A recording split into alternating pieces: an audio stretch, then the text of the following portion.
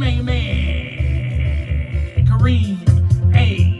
Rashid, the voice and your host of Clearing the Wreckage. Yes, we've got another great episode in store for you today. Once again, I don't know what you got going on. You could be driving to work, but all I ask is that you please pay attention to the road. Or you could be at work on a lunch break trying to get a quick sneak peek into this episode. Please be sure to clock back in on time. Yes. Or you could be doing something that is very important, to me at least, and that is on the toilet. Please be sure to flush. Yes.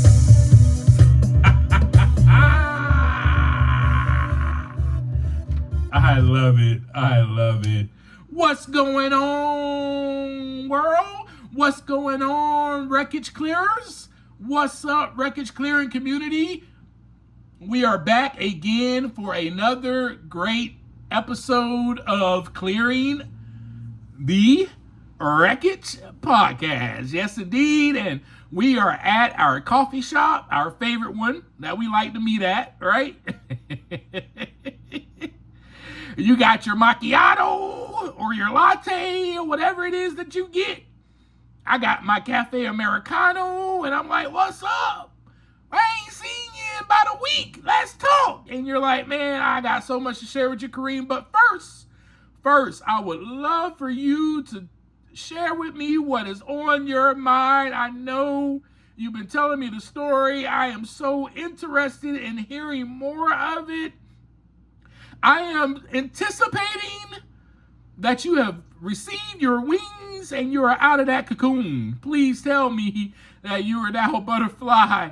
And I'm like, hey, man, I still got a little bit more to tell you about that, though. Let's just have a seat. Let's talk. And you're like, oh, gosh, I am listening ears. I am all ears. I am here. I just want to hear you share this. I am so excited. And you've been coming back to me every single week. Devoted, loyal. So for that, I want to say thank you so much for being such a great listener. Someone who downloads these episodes, someone who shares this content with other people, someone who subscribes, who watches these crazy YouTube videos of me making all types of facial expressions. I am so glad. And with that, that is me saying thank you, by the way. Thank you. I want to thank you if you are a new listener and you're you just joined this community and you're like, what? Man, I want to be a part of this. This is amazing. Like, I'm interested in actually clearing the wreckage out of my life. Well, I'm here to tell you you're in the right spot and you are with the right group of people. Because we about clearing the wreckage around these parts, ain't we? Yes. Well, what are we going to talk about today, Kareem? Well, we talked last week about stop fighting, trust the process. Stop fighting. And obviously, the stop fighting meant that I was fighting the wrong way. I was fighting myself. I was filled with self-hatred. I was filled with resentment. I was fighting myself because little did I know I was the one that was causing and creating all of the wreckage. A little birdie actually told me that I am the problem. You thought that would have clicked, right? But it did not. I continued to try to escape while the darkness was surrounding me in my chrysalis stage, or while I was in the cocoon, let's say that. And I was filled with anguish. Why are all these people leaving me? Why did my mentor pass away? Why did my ex-fiance leave? Why did all this stuff happen during my childhood? As I'm going to therapy, I'm realizing all of this stuff. I'm sober and clean, and I'm realizing that all of these feelings and anxiety and everything is so heightened because I have nothing to escape to. And then finally one day I said, screw it. I had one of those moments that I would like to call a F it moment. Yes. Where I just said, screw it. I need to drink. And I did. And I started fighting the process. The process of me becoming a butterfly. I said, I do not want to be in this cocoon. Let me out. Why is all of this happening to me? Why am I in isolation? Why am I the only one that understands, the only one that understands what I am going through? No one understands me. No one gets me. That whole victim mentality, the depression came about. You know all of this. I shared all of this with you. And so now we're at the part of the story where it was time to let go and let God. So that's what we're going to talk about today. It was time for me to let go and allow something bigger, something greater than I fulfill the purpose of turning me into a butterfly. Relax. You're inside of this chrysalis stage. There is nothing you can do. Absolutely nothing you can do about it. There is no escaping this process. Remember how I shared with you that the caterpillar cannot skip the metamorphosis stage. They cannot skip it. And so there I was as a caterpillar, trying my best to skip that metamorphosis because of all the growing pains. Hear me clearly, please. The growing pains that I was going through at the time was very, very painful. And I did not know at that time that they were just growing pains. And this was part of the process. Must I stop fighting and trust it? Must I go through this process?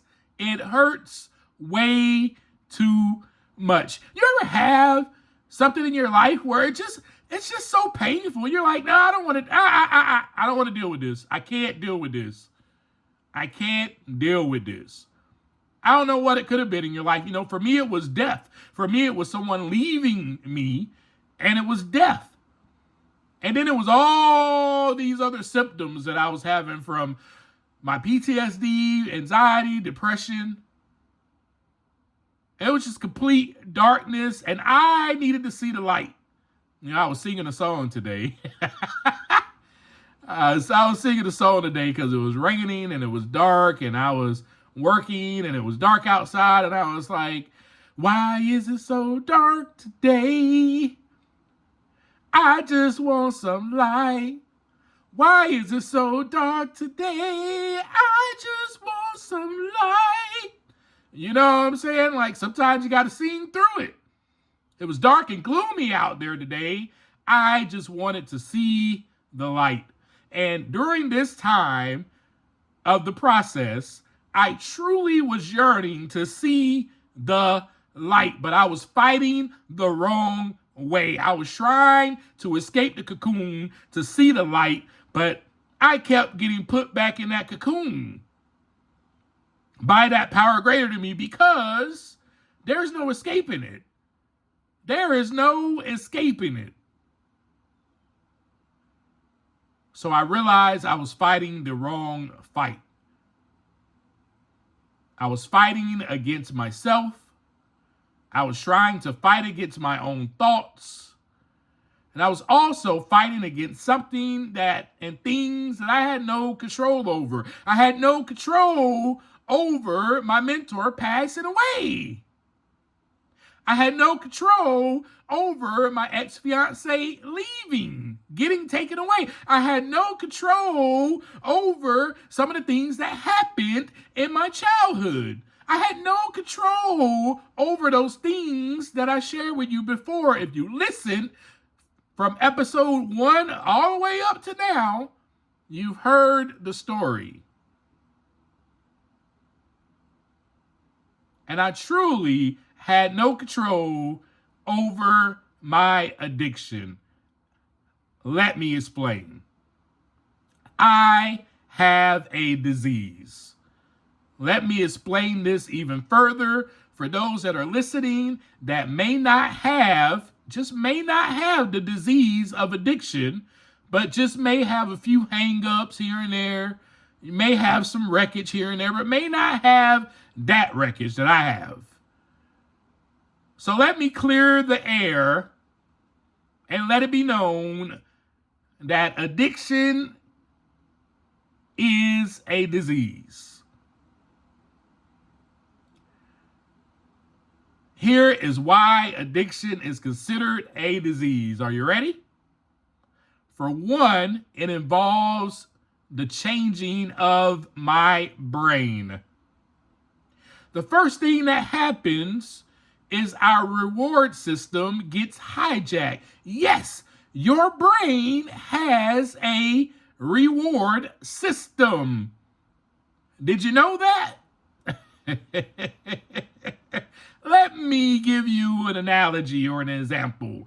When you go to the movies, aren't you thinking of something that goes with you sitting down at that movie theater? Maybe popcorn, soda, candy, etc.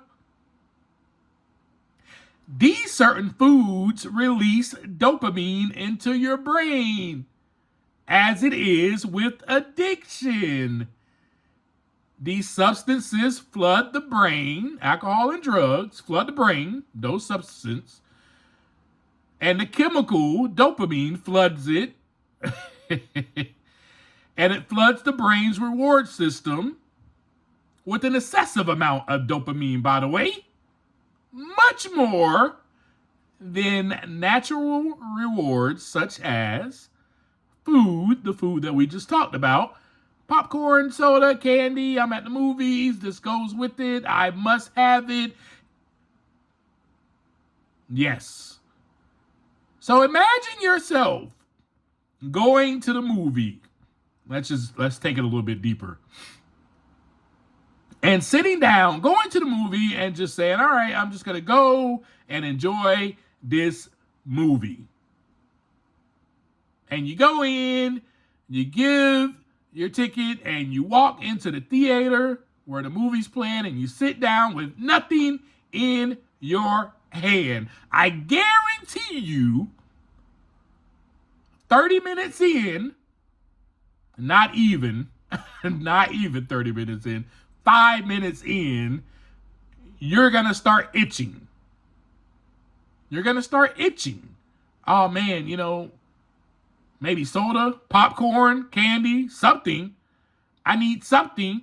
That is your brain's reward system going ding, ding, ding, ding, ding, ding, ding, ding, ding, ding, ding, ding. Hey, when we're here at the movie, we reward ourselves with popcorn, soda, candy. Why aren't we doing that? Why aren't we doing that? Ding, ding, ding, ding, ding. Why aren't we doing that? That's what your brain is doing. I'm trying to give an example. That's what your brain is. I just wanted to give you a really great example. So when it comes to addiction, if I don't have a drink, my brain is going, dee, dee, dee, dee, dee, dee, dee, dee, dee, dee. Hey, what are you doing? Why aren't you drinking? Dee, dee, dee. We don't have alcohol. Dee, dee, dee, dee. We don't have drugs. Dee, dee, dee, dee, That's what my brain is doing. I know I'm giving a weird sound, but that's I'm trying to give you an example. So that is the first thing that happens. The reward system is hijacked. It's hijacked. It's taken over. It's taken over with an excessive amount of dopamine. So now it's like, ding, ding, ding, ding, ding. I need that. I need that. Ding, ding, ding, ding. Dopamine. I need it. Ding, ding, ding, ding. How come you're not? Yeah. And so the whole brain, the next thing happens, gets rewired. It gets rewired, right? Because it receives repeated exposure to the substance, the alcohol or the drug, and it alters the brain circuits, weakening the areas involved in judgment, which can involve decision-making as well and self-control. I just said to you, I was fighting against something I had no control over. Now, it also deals with cravings and compulsion, right? So the craving and compulsion in your brain changes as well. These brain changes drive intense cravings and a compulsive need to use, even when recognizing the harm that it causes. Even when I recognize the wreckage that it was causing, I said, screw it. When I decided to take that first drink after 3 years of not drinking and drugging, 3 years of not grabbing alcohol and using a drug, I said, screw it, I'm going to drink. What do you think happened? Just like that, the craving after I sipped that first drink and the compulsion to drink more, even though I knew.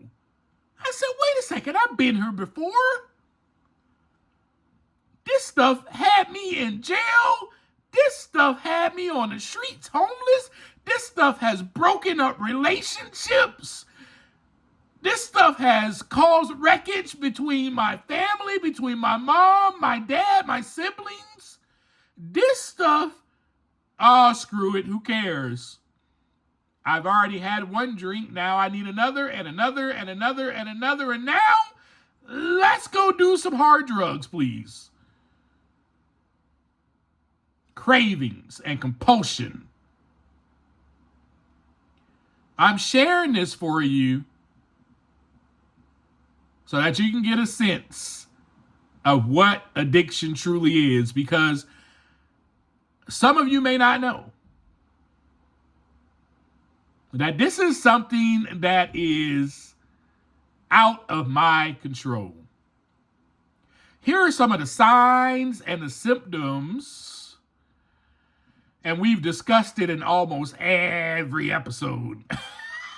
So I'm just going to list some of them, and I've already went over cravings with you, so I don't have to say cravings again, but I've already went over the loss of control, the tolerance, right?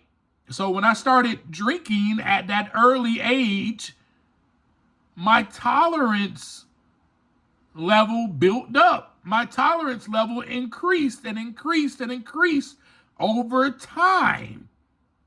There's also withdrawal symptoms, discomfort when stopping or reducing the use of alcohol or drugs.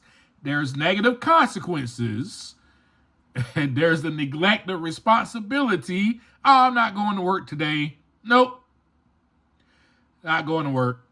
Nuh-uh. Let me call in and say that I'm sick. Those are things that I did. Risky behavior, yeah. Stealing things, becoming a thief.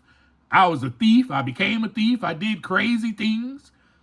Secretive behavior. You know, I can't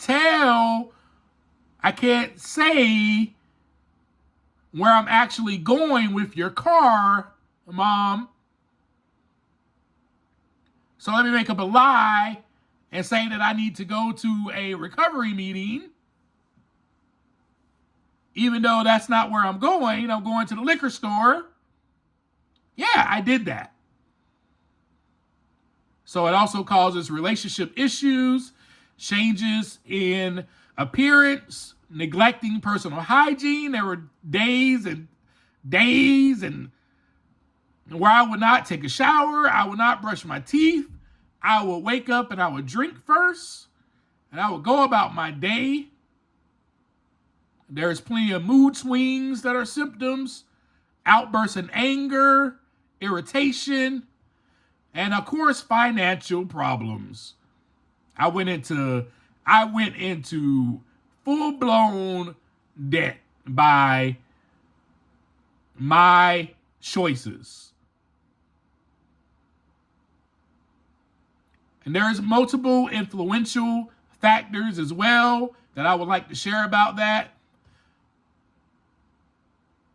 Here are some of the factors that come into play when it comes to the disease of addiction. Genetics is the first one. Maybe there's someone in your family. Maybe there's a history down the line of someone who has been addicted to drugs and alcohol.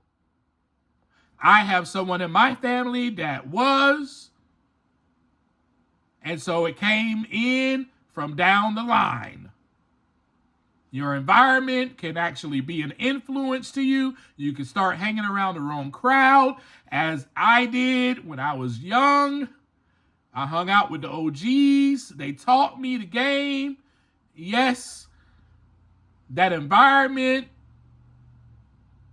had much influence on my alcohol use, on my drug use.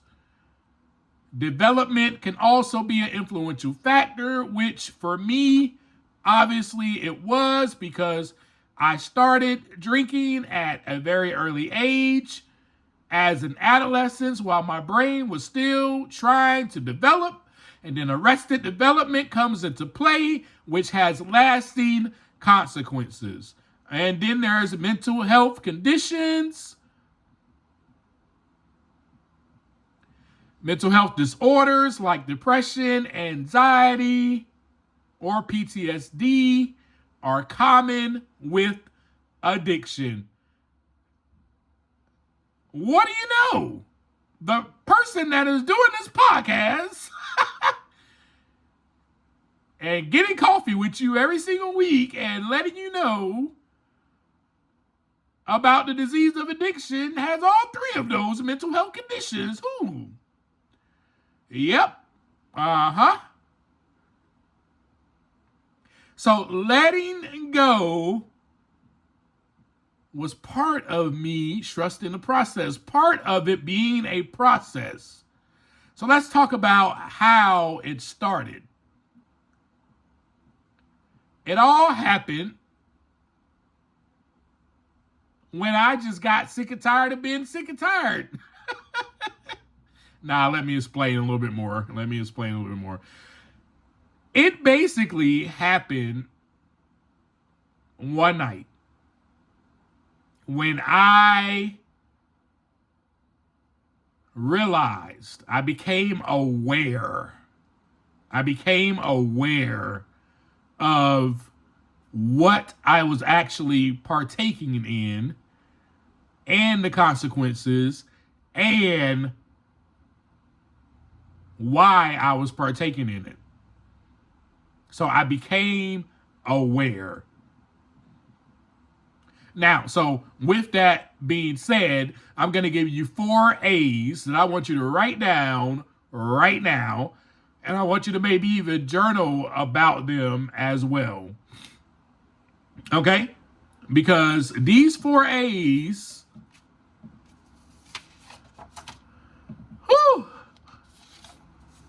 man, these 4 A's are the A's that help me clear the wreckage. First A is awareness. So, February 21st, 2016, I became aware.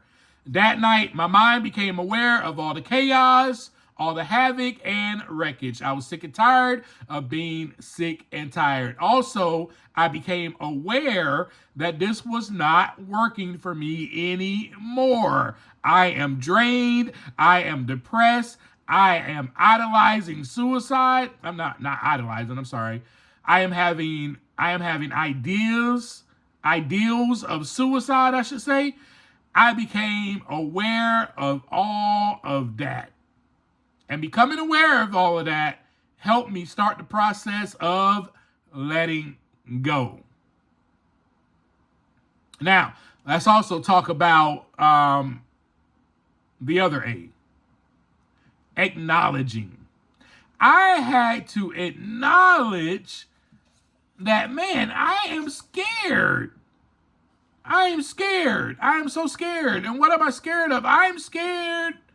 And I don't know how I'm going to get through this without taking a drink.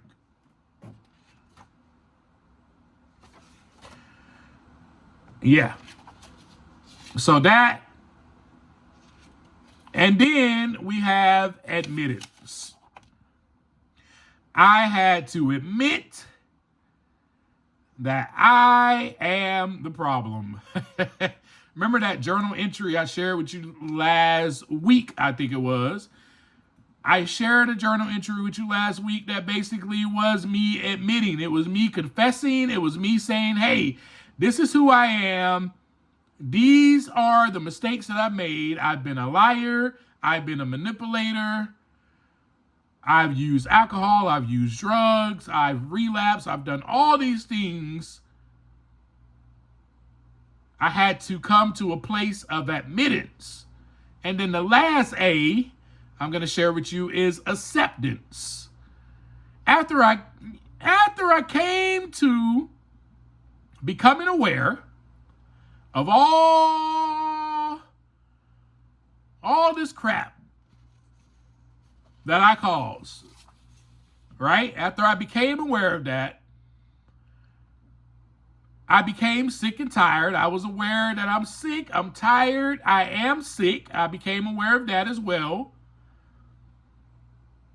Also became aware that it was not working for me. When I became aware of all of this and realized that this has to stop. I had to acknowledge it after that, man, I don't know how to stop. I want to stop, but I am scared and I don't know how I'm going to get through without taking a drink. And let's pause right there. Let me share a story with you also, because actually the process didn't just start February 21st. It started before that. But I'm stating to you, on that night, I became completely aware. I also acknowledged. I also admitted. I also accepted everything fully that night. But before that, the process was starting. The process of letting go was already starting. Because I remember going to my therapist in one of the sessions that I had and saying to her, I cannot stop. I cannot stop. That was me becoming aware of the fact that this is something I have no control over. Once I start, I cannot stop. And so on my own, I was already becoming aware of that. And then I was already acknowledging the fact that, man, I know that I can't stop, but I am so scared to stop. Because this is all I know. All I know to do is partake in this wreckage. I am filled with wreckage. I am filled with destruction. I am filled with chaos. And I don't have any other identity except that. How will I succeed? I will only know that I am a failure. Right? That's what I was scared of. I was so afraid of all of that. But then I had to admit, man, this is who I became. These are the things that I was doing. And then I had to accept it. In order to let the power greater than me take over, I had to accept. I had to accept not only the help when my therapist said, hey, why don't you try this group? Why don't you try this group instead of this group? You've been going to this group, and why don't you try a different one? And so I tried a different support group. I had to accept that that wasn't working for me. I had to accept that everything that I have been doing up into that point has not been working for me. It has led to the creation of more havoc, more destruction, and more wreckage. I had to accept that, yes, I am the problem, and none of this is no one else's fault.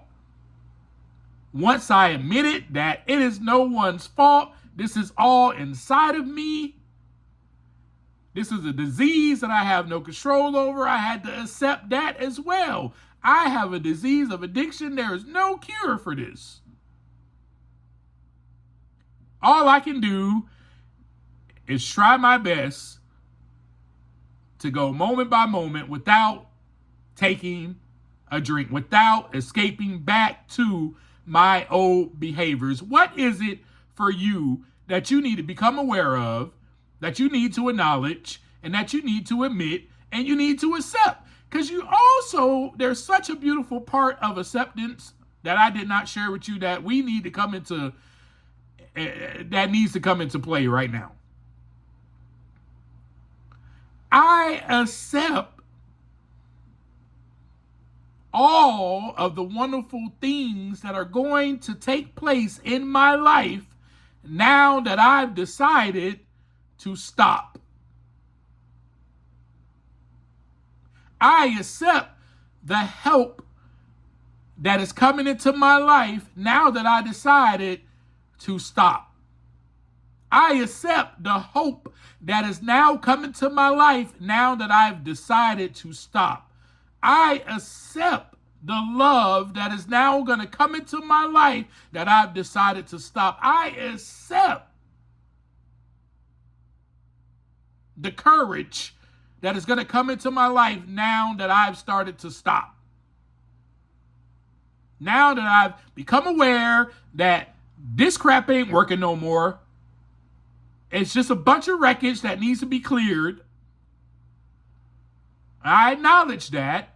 I acknowledge that I'm scared, though. I'm scared to clear this wreckage because this is all I know. This is all I have. This is all I ever known. What am I going to do without it? Oh my God, it's going to be so hard to go forever without this. What am I going to do when the pain hits again? What am I going to do? Acknowledge, man. If you're scared, acknowledge it. And then I had to admit, I'm repeating this for a reason. Are you writing this down? And then I had to admit, I have blew it. I made a boo-boo. I made a boo-boo. I made a mistake. I made a mistake. But for me, my mistake turned into a blessing. My mistake turned into an opportunity that I can grow from. So see, relapse for me was part of the process. But it does not have to be yours. But for me, it was part of the process. And I also think that relapse is just part of the process for anything. It doesn't have to necessarily be addiction, but it could even be a relationship that you know is toxic. It's time for you to become aware of that. You are aware of it, but you need to acknowledge that you're scared to leave that person. I am so scared to leave because I I don't know anything. I don't know who is gonna love me the way that this man or this woman loves me. I'm so scared. Admit it. Acknowledge it. Then admit that. I'm sorry, acknowledge it and then admit it. I tend to settle for these type of men or these type of women who are just toxic for me. I created this. I am the problem, not this person. It is me that is attracted to this type of man or woman. It is me that falls in love quickly for this person. You have to admit that. Then you accept that, yes, I have something, a complex about me that attracts me to these people. I accept that. I also accept the help that I'm about to receive once I decide to leave this man or this woman. I accept the hope that there is someone else out there for me that will bring me into the best version of myself instead of this toxic crap that I'm experiencing. I accept this person for who they are because it's not on them. It is on me, and I accept that. And being that I accept that, now I could change and I could walk away from this relationship. I don't know. It could be a relationship. It could be food. I mean, it could be it could be ice cream. It could be it could be sugar. Like for me, I was addicted to sugar as well. I'll share that in a later episode anyway. But you know, and you're gonna have the tendency to want to go back to that environment or atmosphere because it is what is the norm. It is the norm for you. So relapse may just be part of the process. And you have to be willing to commit long term. Because see, here is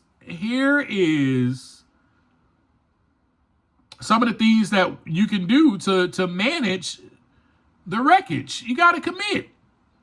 If you're a part of this community, you're committed.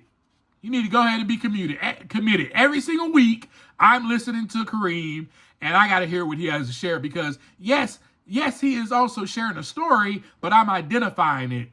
I'm identifying with it. I am committed to listening to this guy because this guy has some experience and he has some hope with his story that is helping me in my journey, whether it's recovery from addiction or whether it's recovery from a relationship or whether it is just I got so much wreckage that I've created in my life that I need to clear. I mean, I have a problem with anger. I have a problem with outbursts of anger. I have a problem with being irritated too easily. I have a problem with judging people. Whatever it is, are you willing to commit long term? Yes. So that's all I got for you today. As you know, I am now a butterfly. So on the next episode, I will be flying through the air somewhere. As I share with you, I'll arrive at our coffee shop as a butterfly. Anyway, I just wanted to encourage you on the journey that I took and the process of how it was letting go and allowing the power greater than myself to restore me, to redeem me. I mean, every part of me, my health, my brain, all of this stuff has been restored today as I have been, sober for over 9 years, one day at a time, only through the power that is greater than myself. And that one is God Almighty. Yes, indeed. And I give God all the glory for what has happened inside of me. It is God who has taught me and helped me and brought people into my life that helped me to clear the wreckage. And now I have the opportunity to share the story with you so that you have a chance to begin clearing the wreckage as well with me and walking alongside of me in this journey. Now, I do want to share with you a little juicy tidbit. There was one thing that I did do that night that I forgot to share with you. There was this movie that I decided to watch. Remember I told you I was fighting the wrong way. So there was this movie that I came across. I just happened to be scrolling and I came across the movie and I decided to watch it. And I watched that movie and that movie changed my perspective, changed my thought process on how I was fighting. And I was able to, after that movie, I created a closet and I cleared that closet out and I said, this is where I'm going to clear the wreckage. This is what I did. This is going to be my place where the wreckage begins to clear every single morning. If I want to go in there at night, I can go in there at night. But it's going to be my place of solitude, a little place in my home of refuge where I can surrender and let God. I can let go of all the stuff that happened during the day. I can go in there, I can write in my journal, and I can allow God to work through me. If you want to know more about that process, message me on @Clearing the Wreckage podcast or on Instagram. You can DM me and I will tell you a little bit more about that process. But the process was simple. I would take my prayers, I would write prayers down while I was in that closet. I would write them down and I would place them on the wall. And what happened over time is my closet space became filled with prayers and thanksgiving, and I even had affirmations written down, and I am powerful, I am strong, different things to help me get through each day. And it was definitely a way of letting go in the morning time and a way of allowing and letting God take over my life. I appreciate you guys. I thank you so much for listening to me go on and on about my wreckage, but I also appreciate you listening on how I've cleared it. Make sure you wrote down the 4 A's and make sure you DM me on Instagram @Clearing the Wreckage podcast. And we'll be back next week for another great episode. Also, don't forget to share this episode with your friends. Share it on your Instagram stories. And don't forget to follow me. All right? I love you guys. And as I always leave you, take some time to look inside so that the wreckage can begin to clear. Peace.